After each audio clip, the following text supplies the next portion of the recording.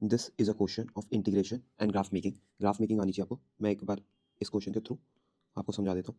The first and the foremost is X is greater than Y equal to greater than zero. ये हमेशा first quadrant में होगा, तो हम फर्स्ट क्वाड्रेंट देखेंगे।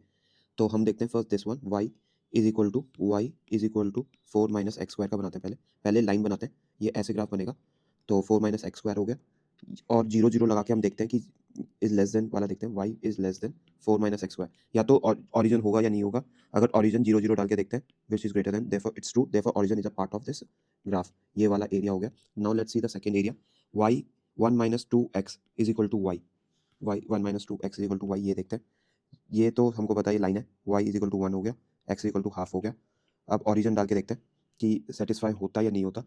0 0 डालते हैं, 1 is greater then 0, therefore this is wrong, therefore origin is not a part of it, so area of this, हमको पता है ये फर्स्ट क्वाड्रेंट का है, तो area of this will satisfy the equation.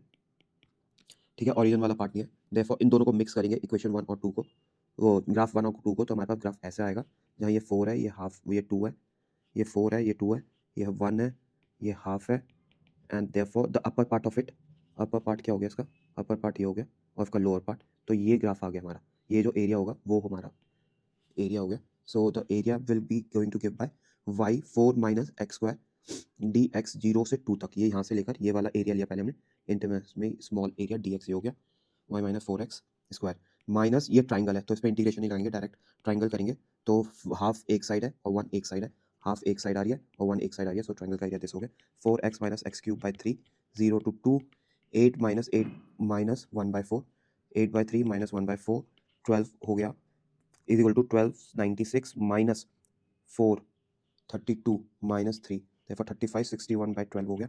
therefore alpha is 61, beta is 12, therefore alpha plus beta, और इनका सबसे इंपॉर्टेंट चीज़ है GCD is 1, मतलब इनके अंदर कोई भी कॉमन फैक्टर नहीं चाहिए, highest common factor is 1, therefore ये जो हो गया 61, और ये दे रखा है कि अल्फा बीटा की फॉर्म में, therefore 61 + 12 इज इक्वल टू 73 आ गया answer. therefore first is answer. So please please make sure कि आपको इतने आसान क्वेश्चंस आप मिस्टेक ना कर पाओ, इसके कारण मैंने इसको बहुत बेसिक लेवल पे समझाया, नहीं तो दिस इज अ 2 और 3 लाइन क्वेश्चन। सबसे इंपॉर्टेंट चीज़ है ग्राफ मेकिंग, और ये हर साल ग्राफ मेकिंग का 1 या 2 क्वेश्चन आता है जहाँ वो इंटीग्रेशन और ग्राफ मेकिंग को मिक्स कर देते हैं। सो make sure you practice such questions.